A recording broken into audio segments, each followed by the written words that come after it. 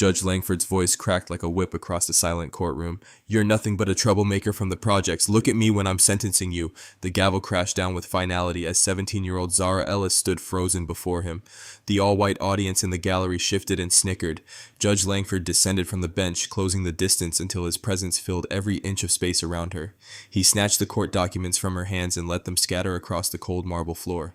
"Pick them up, now." His shoe tapped impatiently while she knelt to gather the papers. Her public defender remained silent, eyes fixed on the floor. "Remember your place?" Langford sneered before strutting back to his elevated seat of power.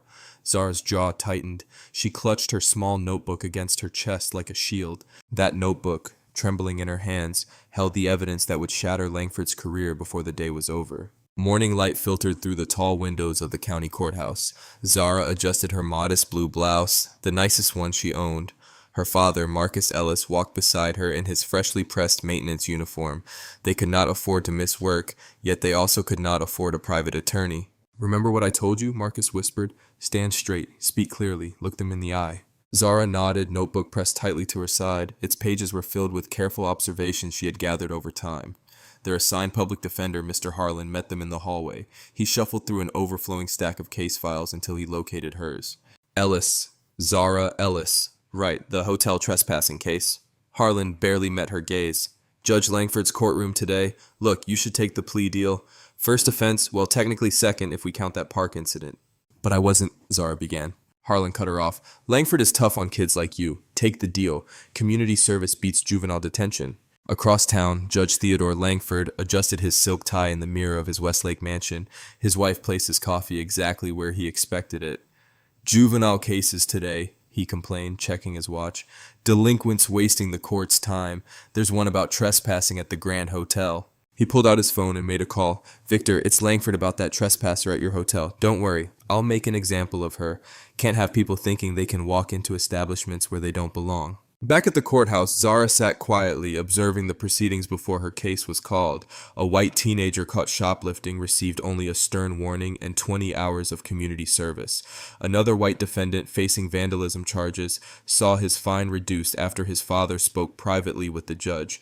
Then a black teenager appeared on a loitering charge. Langford's entire demeanor changed. His voice turned cold and condescending. The sentence was maximum community service plus a substantial fine. Zara's hand moved steadily across her notebook page.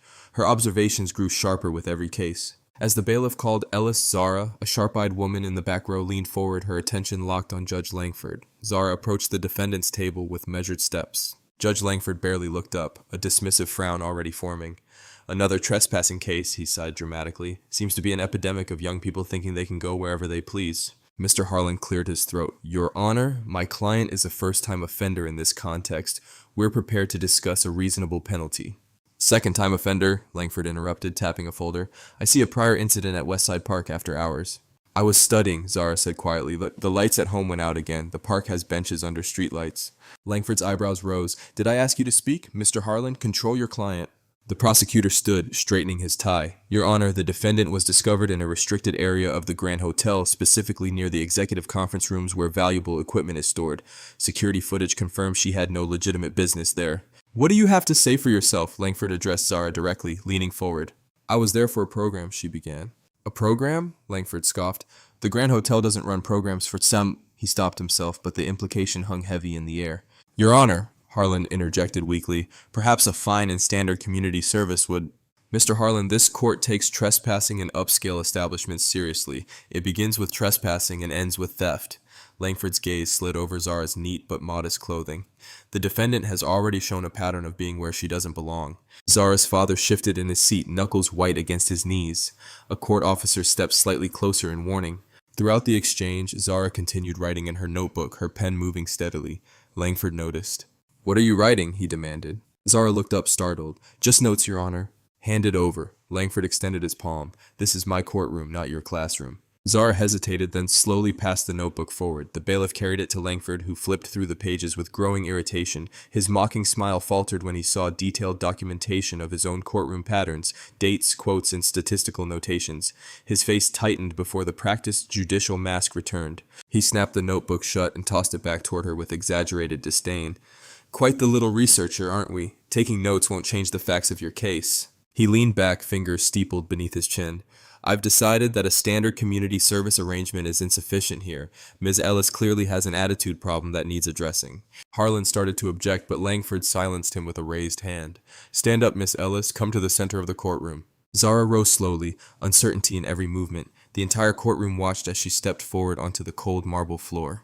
Now, Langford continued, satisfaction creeping into his voice, I want you to explain to everyone present why you thought you belonged in a five-star hotel like the Grand. What possible legitimate reason could you have? I was invited to, Zara began. Speak up, Langford barked. The court reporter can't hear your mumbling. Zara swallowed hard. I was invited to participate in a program. A program? Langford repeated, drawing out each syllable for the audience's benefit. And who exactly invited you to this mysterious program?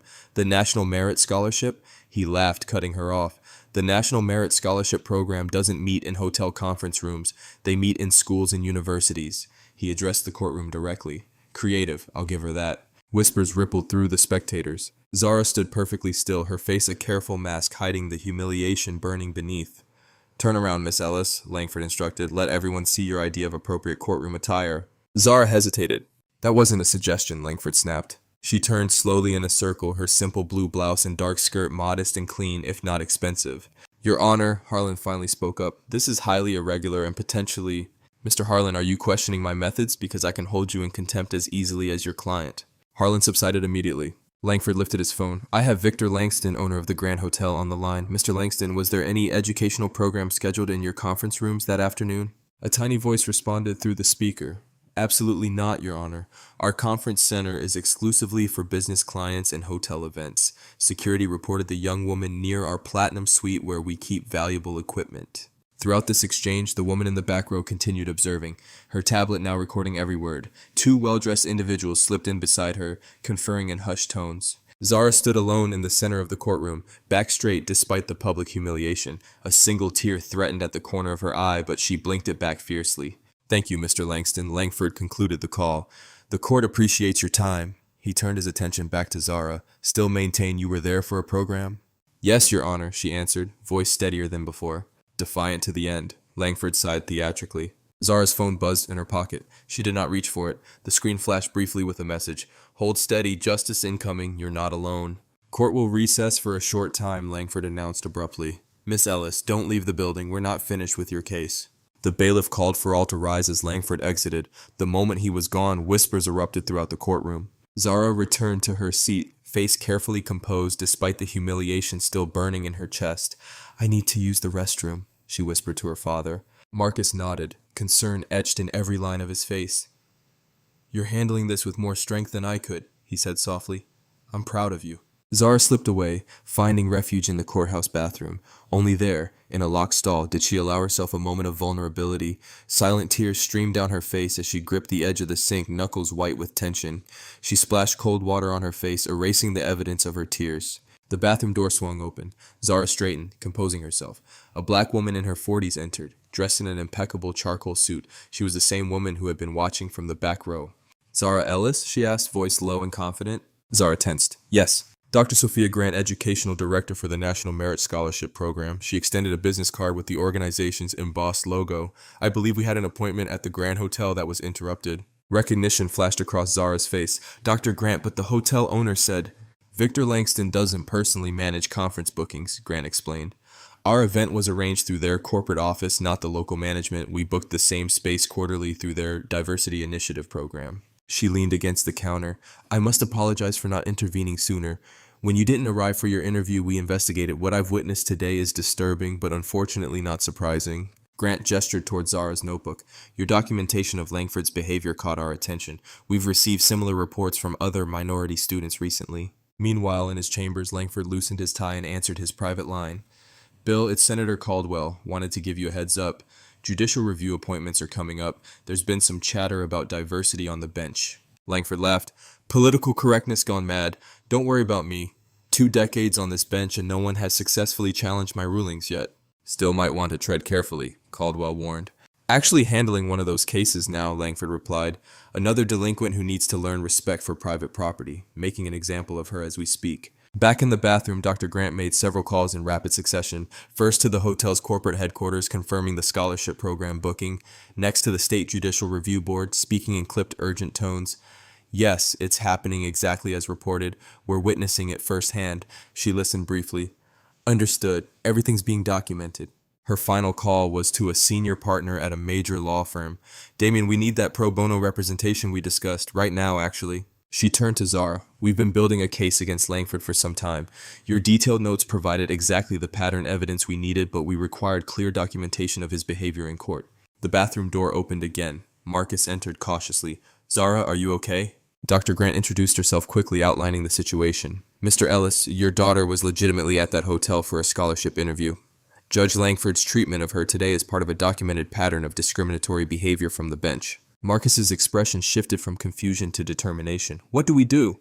Return to the courtroom. Zara needs to remain composed no matter what Langford says or does. The truth will come out, but timing is crucial. Zara took a deep breath. I can do this. As they prepared to return, Zara noticed the badge clipped to the lanyard of Grant's colleague who had just joined them. The insignia read Governor's Ethics Commission, Special Investigation Unit. The woman caught Zara's eye and tapped her tablet deliberately, confirming that every word and action in that courtroom was being recorded. Court resumed with a sharp bang of Langford's gavel. His mood had darkened during the recess, his mouth set in a tight line as Zara returned to her place at the defendant's table. After consideration, Langford announced without preamble, I've determined an appropriate penalty for Ms. Ellis's offense and continued dishonesty. He shuffled papers for dramatic effect. The defendant will write a public apology to be published in the county newspaper acknowledging her trespassing and dishonesty before this court. Additionally, she will complete 200 hours of community service. A ripple of surprise passed through the courtroom at the unusually harsh sentence. Furthermore, Langford continued, satisfaction evident in his tone, that community service will be performed at the Grand Hotel itself. Perhaps cleaning bathrooms will teach a more lasting lesson about respecting private property than empty words could.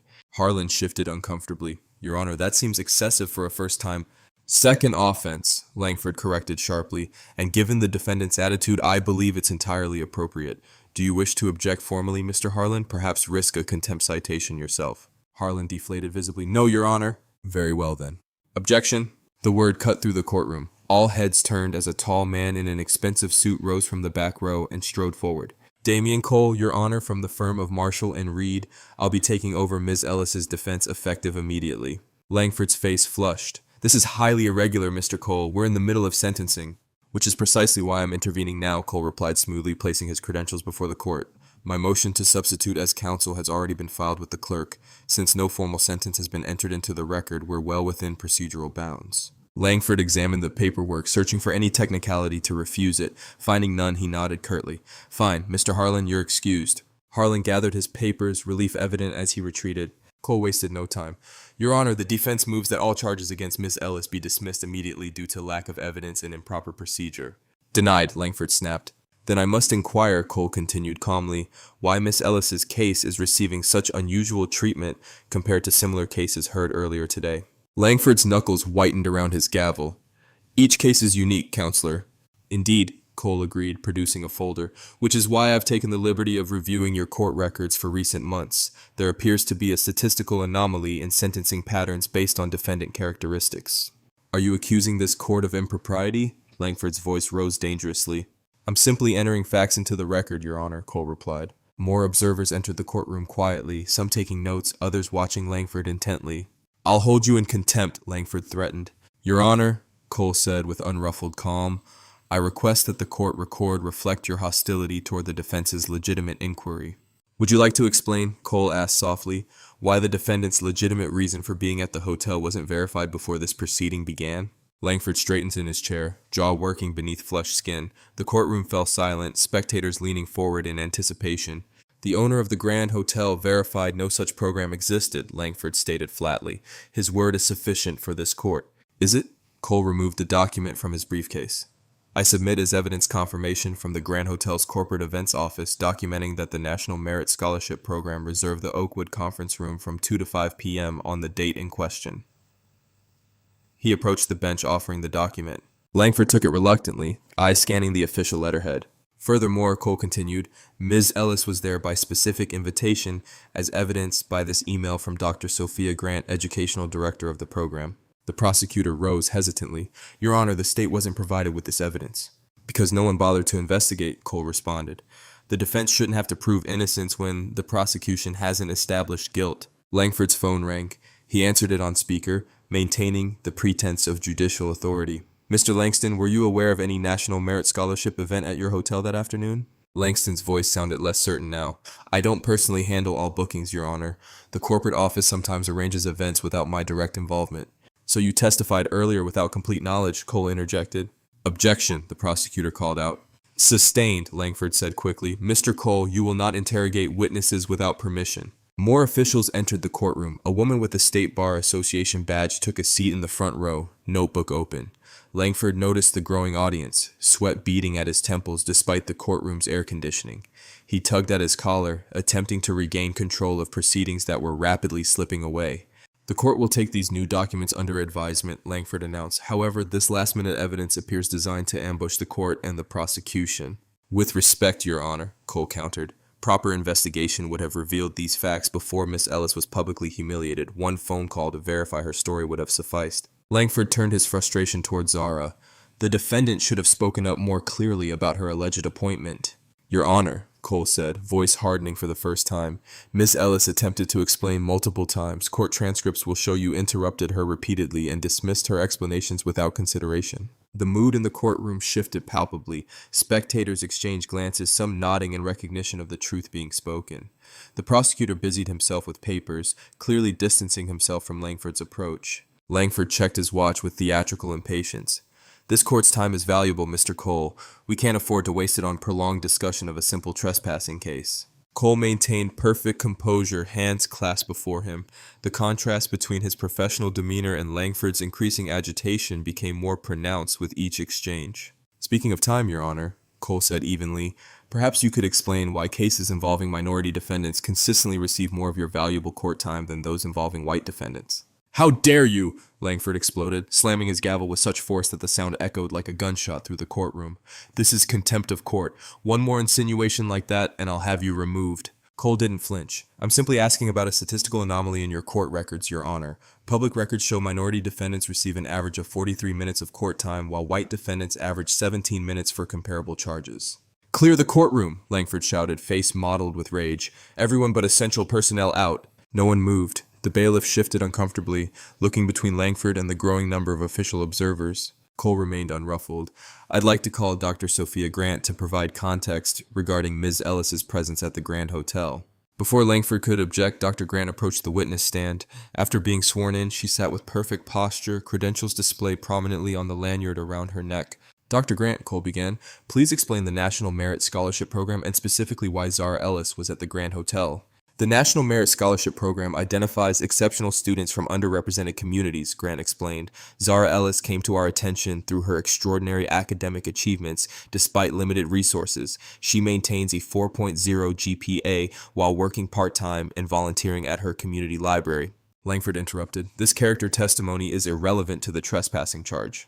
It speaks directly to motive, Your Honor, Cole countered. Ms. Ellis had legitimate business at that location, which negates the essential element of the trespassing charge. Grant continued, we conduct interviews at the Grand Hotel specifically because it provides a professional, neutral environment for evaluations. Candidates come from multiple districts. Langford leaned forward. Why not meet at a school or public library? Why a luxury hotel? We want our candidates to feel valued, Grant replied evenly. Many come from neighborhoods where professional environments are limited. The hotel partnership demonstrates our commitment to treating these scholars with the same respect afforded to business executives. The prosecutor, sensing the shifting tide, stood. Your Honor, in light of this new evidence, the state requests time to investigate these claims before proceeding. Langford ignored him, fixating instead on Zara, who sat with quiet dignity, her notebook open on the table before her. She continued to write, documenting every word of the proceedings. Miss Ellis, Langford snapped, I've had enough of your note-taking. Hand over that notebook immediately. Cole stood. Objection, Your Honor. Those notes constitute private attorney-client communications and work product. Langford's patience shattered. I want to see what she's writing about my courtroom. The admission hung in the air, revealing Langford's true concern, not justice, but his reputation. Zara looked up, meeting Langford's gaze directly for the first time. The room fell silent, tension stretching between them like a wire about to snap. Actually, Zara said, her voice clear and steady, I'm happy to explain exactly what I've been documenting if you're prepared for everyone to hear it. The silence in the courtroom deepened. Langford's momentary satisfaction at Zara's apparent surrender quickly faded as he registered the confidence in her voice. "Proceed," he said, caution creeping into his tone. Zara rose, standing straight-backed before the court. Gone was the intimidated teenager from earlier. In her place stood a young woman with purpose radiating from every inch of her slender frame. "For months," she began, "I've been tracking judicial misconduct across multiple courtrooms for a student research project on equal justice in our county's legal system." She opened her notebook, revealing meticulous charts, graphs, and dated entries. "What began as a school assignment evolved when I noticed disturbing patterns. Defendants of color consistently receive harsher sentences than white defendants for identical charges. Dismissal rates for white defendants are 78% higher. Court-appointed attorneys for minority defendants are given an average of 4.3 minutes to consult before proceedings, while attorneys for white defendants average 12.7 minutes. Langford attempted to interrupt, but Cole raised his hand. "Your Honor, you specifically requested that Miss Ellis explain her documentation. Please allow her to finish." Zara continued, her voice growing stronger. "I tracked 137 cases across 3 county courtrooms, including 42 in this courtroom specifically. The data shows systemic disparities that cannot be explained by case differences alone." She turned a page in her notebook. "Judge Langford, in your courtroom specifically, black defendants receive sentences averaging 67% longer than white defendants for identical charges. You interrupt black defendants an average of 7.2 times per hearing, compared to 1.3 times for white defendants." Murmurs spread through the courtroom. Langford pounded his gavel ineffectively. "This is preposterous, the ramblings of a child with no understanding of the justice system." Dr. Grant stood. "Zara Ellis is not just any student, Your Honor. She's the youngest ever recipient of the State Youth Leadership Award presented by Governor Reed last year. Her research project on justice system disparities has been selected for national presentation at the Constitutional Rights Foundation's Youth Summit." Grant approached the bench, producing a folder. Her meeting at the Grand Hotel served 2 purposes: the scholarship interview and meeting with the hotel's corporate counsel about their community initiatives, which she's evaluating as potential models for judicial reform. The mysterious woman from the back row stepped forward, badge prominently displayed. "Director Nadia Quinn, State Judicial Ethics Committee. Judge Langford, we've been monitoring your courtroom after receiving multiple formal complaints about disparate treatment." Quinn gestured to her colleagues. "Our committee has reviewed Miss Ellis's preliminary findings and found them consistent with our own investigations. Her statistical methodology is remarkably sophisticated for someone her age." Langford's face paled. "This is an ambush, a setup." "No, Your Honor," Quinn replied calmly. "This is accountability. Ms. Ellis acted independently, but her documentation provides additional evidence for our ongoing investigation." Langford attempted to regain control. "None of this changes the fact that the defendant was trespassing at the Grand Hotel." Cole approached with the tablet. "Security footage from the Grand Hotel, Your Honor. It clearly shows Miss Ellis being escorted to the Oakwood conference room by hotel staff exactly as she claimed." He played the video. Zara appeared presenting identification at the front desk. A staff member in a hotel uniform guided her toward the elevators. The timestamp matched exactly with the alleged trespassing incident. "The trespassing allegation itself was false," Cole stated firmly. "Ms. Ellis had permission to be on the premises, was there for legitimate business purposes, and was in an authorized area." Director Quinn addressed the court directly. "The Ethics Committee has been compiling evidence on Judge Langford for some time. We needed clear documentation of his behavior in court with multiple witnesses. Today's proceedings provided exactly that." Langford looked around the courtroom, finally recognizing the trap that had closed around him. State officials lined the back wall. Court reporters documented every word. Several respected attorneys from major firms sat in observation. "This is a witch hunt," he sputtered. "I've served on this bench for 2 decades. "Yes," Quinn agreed, "and during those 2 decades, you've demonstrated a pattern of discriminatory behavior that undermines the fundamental principle of equal justice under law." She opened an official folder, extracting a document bearing the state seal. "Judge Theodore Langford, by authority of the State Judicial Ethics Committee and the Supreme Court of this state, you are hereby suspended from the bench, effective immediately, pending a full investigation into judicial misconduct, abuse of power, and systematic discrimination in your courtroom." The gavel fell from Langford's hand, hitting the bench with a dull thud that echoed through the suddenly silent courtroom. Within hours, the county courthouse transformed into a hive of urgent activity. In the main courtroom, Chief Judge Vivian Cross presided over an emergency hearing regarding Zara's case. Her demeanor contrasted sharply with Langford's, attentive, measured, and genuinely concerned. After reviewing the evidence, Judge Cross announced, "This court dismisses all charges against Zara Ellis with prejudice. The record will show these charges were without merit and improperly pursued." She looked directly at Zara. "Ms. Ellis, On behalf of this court and our justice system, I extend a formal apology for your treatment today. What you experienced represents a failure of the principles we are sworn to uphold. Victor Langston, owner of the Grand Hotel, sat uncomfortably in the gallery. After the hearing, he approached Zara and her father. Ms. Ellis, I want to personally apologize, he said, extending his hand. I spoke without full knowledge of the situation and contributed to this injustice. After learning about your research, I'd like to offer you an internship in our corporate social responsibility department.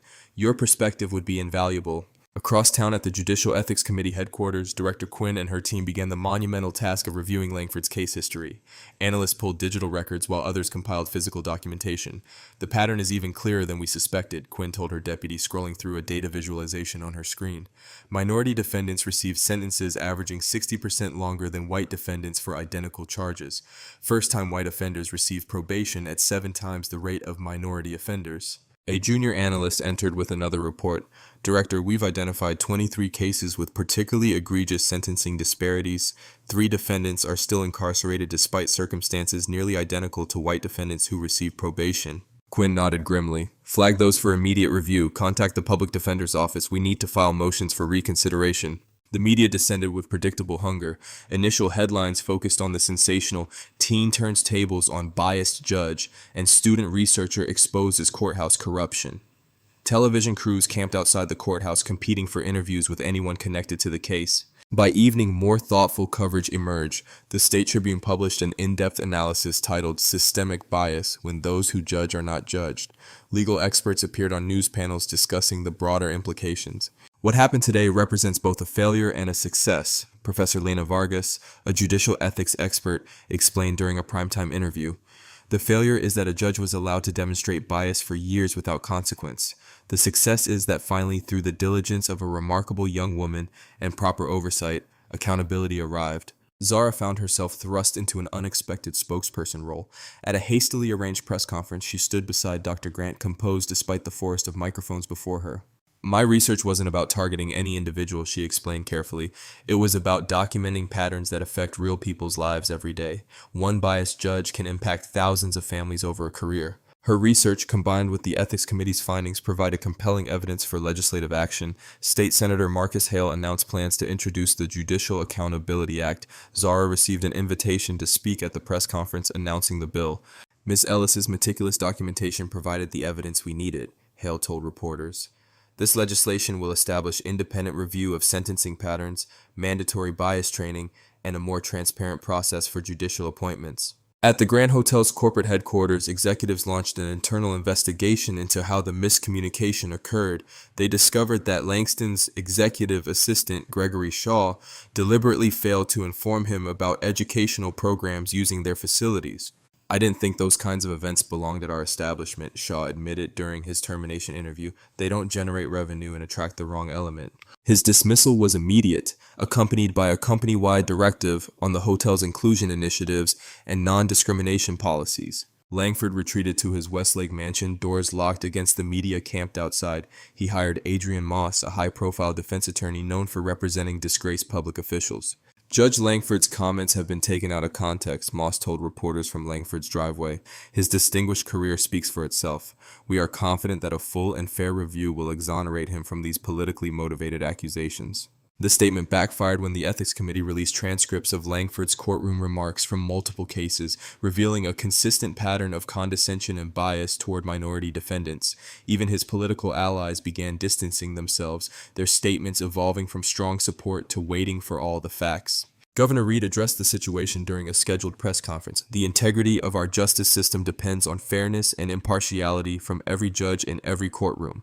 My administration takes these allegations extremely seriously. We will follow the Ethics Committee's investigation closely and take appropriate action based on their findings. Behind closed doors, the governor's legal counsel reviewed options for removing Langford permanently if the investigation confirmed the allegations. They also began considering potential replacements with an emphasis on candidates with demonstrated commitments to equal justice. The State Bar Association announced its own investigation into potential ethics violations by Langford. Judicial misconduct of this nature, if confirmed, represents a serious breach of professional ethics. Their statement read, "The Bar Association is committed to maintaining the highest standards of legal practice, including on the bench." Former defendants from Langford's court began coming forward with their stories. Community legal aid organizations established a hotline for those who believed they had received biased treatment.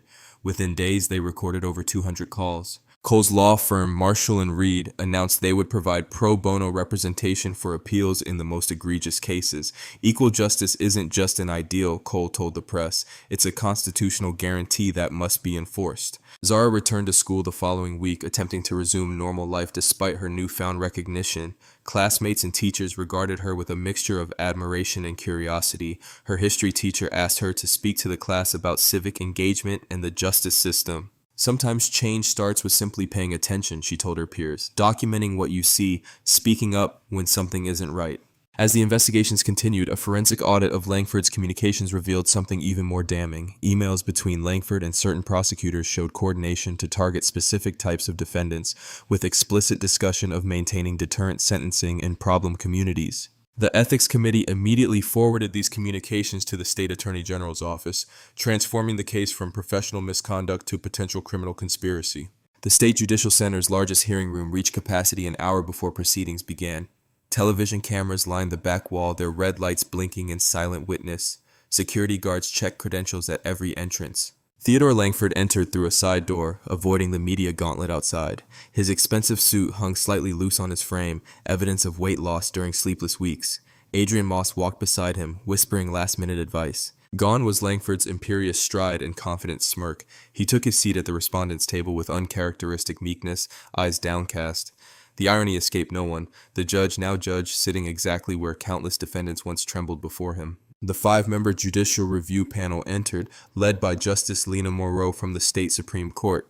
Their faces revealed nothing as they took their positions. This hearing will determine whether Judge Theodore Langford has violated the judicial code of conduct and the Constitution of this state, Justice Moreau announced. These proceedings are not criminal in nature, but will establish whether Judge Langford remains fit to serve on the bench. Director Quinn presented the Ethics Committee's findings first, evidence mounted in methodical, devastating sequence. Statistical analysis of Langford's sentencing patterns, testimony from former defendants, court transcripts revealing disparate treatment, and the damning private communications. In this email, Quinn highlighted on the projection screen, Judge Langford specifically instructs Prosecutor Phillips to seek maximum penalties for defendants from what he terms problem neighborhoods, while offering diversion programs for kids who made mistakes from good areas. Langford's former clerk, Alexis Rivera, testified about being instructed to schedule certain types of cases strategically. Judge Langford wanted specific prosecutors assigned to cases involving minority defendants, she explained. He called it matching the right attorney to the right case, but it was clearly about ensuring harsher outcomes. As evidence accumulated, Langford's defense strategy crumbled. Former allies abandoned him one by one. Victor Langston, initially called as a character witness, instead provided a sworn statement about Langford's previous comments regarding keeping undesirables away from establishments like the Grand. He told me during a golf game that strict sentencing was necessary to maintain property values and keep certain elements where they belong, Langston's statement read. At the time, I didn't challenge these comments. That failure of moral courage is something I now deeply regret. Even more damaging, Assistant District Attorney Derek Lang admitted to feeling pressured by Langford. There was an unspoken understanding, Lang testified. If you didn't pursue the sentences he wanted, your cases wouldn't be scheduled favorably. Young prosecutors who needed wins to advance their careers understood this clearly. As the second day of hearings concluded, Langford requested permission to make a statement. Justice Moreau granted his request, perhaps hoping for contrition. Langford approached the podium slowly. He began with practiced humility, expressing regret for any misunderstandings and citing his 2 decades of dedicated service. But as questioning from the panel intensified, his veneer cracked. You don't understand the realities of maintaining order, he snapped, when Justice Moreau pressed him about the email evidence. Someone has to make tough decisions to keep communities safe. And those tough decisions just happen to fall disproportionately on minority defendants, Justice Moreau asked. Langford's restraint finally shattered. Look at the statistics. Look at where the crime comes from. Someone needs to keep these communities in line or we all suffer. I was doing what needed to be done while the rest of you hide behind political correctness. A collective gasp rippled through the hearing room. Camera operators zoomed in on Langford's flushed face as he continued his tirade. You want to know the truth? Fine. Some people respond to second chances, others only understand consequences. I gave each what they needed, and I make no apologies for it. The outburst confirmed every allegation against him. Court reporters' fingers flew across keyboards, capturing every damning word. Within minutes, his statement trended across social media platforms, the unvarnished prejudice impossible to misinterpret. The panel deliberated for a short time before returning their unanimous decision. This panel finds that Judge Theodore Langford has egregiously violated the judicial code of conduct through demonstrated bias, abuse of power, and actions that have undermined public faith in our justice system, Justice Moreau announced. We recommend his permanent removal from the bench and referral to the State Bar Association for disbarment proceedings. She continued, her voice firm. Additionally, we are referring our findings to the Attorney General's office for review of potential civil rights violations under state and federal law. Langford sat motionless, the reality of his complete downfall finally sinking in. 2 decades of power and prestige evaporated in the space of weeks. As Langford shuffled from the hearing room in defeat, he froze in the hallway. Zara stood directly in his path. A documentary crew captured the moment his eyes met those of the young woman who had catalyzed his downfall. In the months that followed, each bringing fresh waves of reform across the state's judicial landscape, the Langford case transformed from headline news into something more significant, a catalyst for systemic change. In the Capitol, Chief Justice Monroe addressed the annual judicial conference before hundreds of judges filling the auditorium. The integrity of our system depends not just on the letter of the law, but on its equal application, she declared. The Langford case forced us to confront uncomfortable truths about implicit bias and institutional failure. The statewide audit of judicial conduct launched in the wake of Langford's removal identified 5 other judges with similar patterns of discriminatory sentencing. 2 resigned rather than face investigation. 3 others contested the findings, but their cases were reassigned pending review. This isn't about punishing individual judges, explained Judicial Ethics Director Nadia Quinn during a panel discussion at the State Bar Association. It's about healing a system that has lost the public's trust. Every biased ruling damages faith in justice itself. New requirements cascaded through the system. All judges now completed implicit bias training annually. Sentencing data was published quarterly, searchable by demographics to identify disparities. A citizen review panel added community oversight to judicial appointments, ensuring diverse perspectives in evaluation. At the Grand Hotel, transformation took a different form. The corporate headquarters instituted comprehensive diversity and inclusion training for all staff. More significantly, they established the Future Leaders Scholarship for underprivileged youth interested in hospitality management and business leadership. We're honored to have Ms. Ellis serve as student advisor to our scholarship board, announced the hotel's new diversity officer during the program's launch. Her insight has been invaluable in creating opportunities that truly serve our community's needs. Zara's research continued to expand, now supported by a grant from the State University's Department of Criminal Justice. She presented her findings at the National Conference on Judicial Reform, where her methodology was adopted as a model for community oversight of local courts. What makes Ellis's approach so effective, explained Professor Caleb Stone, is that it provides quantifiable metrics for behaviors previously dismissed as subjective perception.